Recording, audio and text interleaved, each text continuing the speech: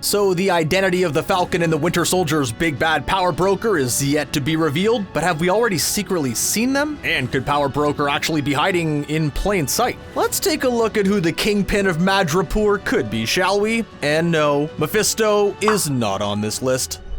Now, one of the biggest and strongest fan theories is that none other than Sharon Carter is secretly the power broker. Now, to be honest, it feels so likely that it's her, it could almost be too obvious, but let's face it, no one was fooled by Agnes in WandaVision, were they? Despite being a former spy, she was excommunicated and exiled from her home and had to seek refuge in the seedy underworld of Madripoor as a hustler who deals in stolen art. It stands to reason that Sharon could have used her time in Madripoor to become top dog, and she definitely has enough of a motive, seeing as she was effectively abandoned by her country. Sharon seems to be greatly connected and of high ranking in Madripoor, and is able to leave a lavish lifestyle just like the best of crime bosses. She knew where Sam and Bucky were when they arrived on the island, and has access to high-power tracking devices. All of this seems fitting, seeing as the Power Broker's slogan is a reference to George Orwell's Big Brother. The Power Broker is watching. Also, she was quick to note that Power Broker wasn't all too happy in episode 4, suggesting she may have closer links to Power Broker than first thought.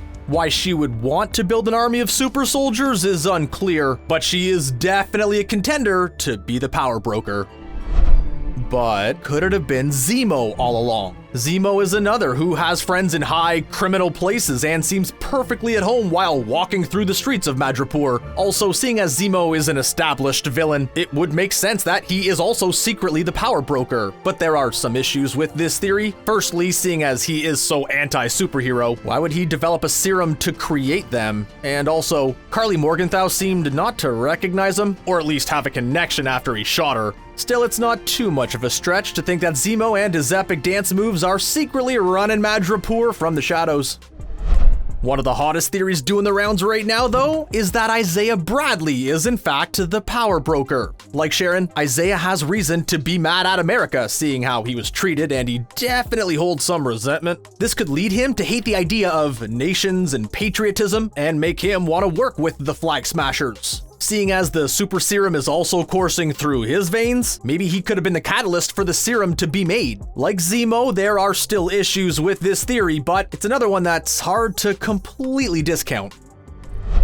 But what if the Power Broker isn't a character yet to be seen in Falcon and the Winter Soldier, but an established MCU character? Take Thaddeus Ross, for example. Ross is already one of the most hated characters in the MCU, and is always looking to influence his power over others, whether it be pushing the Sokovia Accords or turning people into abominations. Seeing as he has had a history with super serum, it's a possibility that maybe he's looking to create a new serum once again and build an army of super soldiers. Using a lawless place like Madripoor to develop a serum would make sense, and perhaps he's looking to create his own Avengers, ones that follow orders blindly.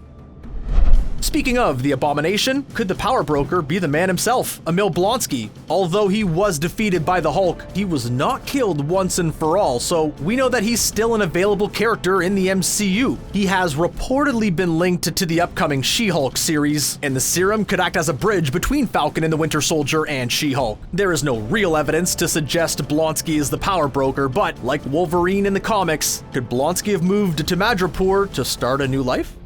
When I think of an established MCU character who fits the bill as a ruthless businessman who's tried to emulate the powers of an Avenger, one person springs to mind: Justin Hammer. Hammer tried to recreate Tony's arc reactor in Iron Man 2 but failed to do so and ended up in jail. But could he have escaped and gone on the run to Madripoor, where he established a new crime network to become top dog once again? You never know. But bringing back Hammer and also Blonsky could also have big ramifications for the MCU moving forward: the creation of the Thunderbolts. The Thunderbolts is a team of supervillains created by Zemo and include Hammer, Abomination, and Taskmaster, to name a few. Maybe Zemo will meet up with Hammer, Blonsky, or maybe even Taskmaster if he is somehow the Power Broker to create the Thunderbolts. I guess we'll just have to wait and see.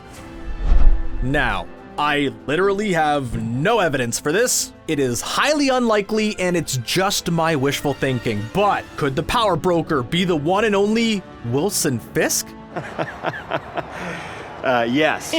Daredevil, sadly, may be done, despite many, many angry letters, but there are rumors that Matt Murdock will appear in Spider-Man No Way Home. So maybe Fisk will also find his way in the MCU. And let's face it, is there any criminal that can run a criminal organization as effectively as the Kingpin himself? Yeah, I think not. Bring back Daredevil. Finally, could the Power Broker be another established villain? Zola? Zola seemingly died once and for all in Captain America the Winter Soldier, but could his consciousness have survived and be secretly running everything? You never know.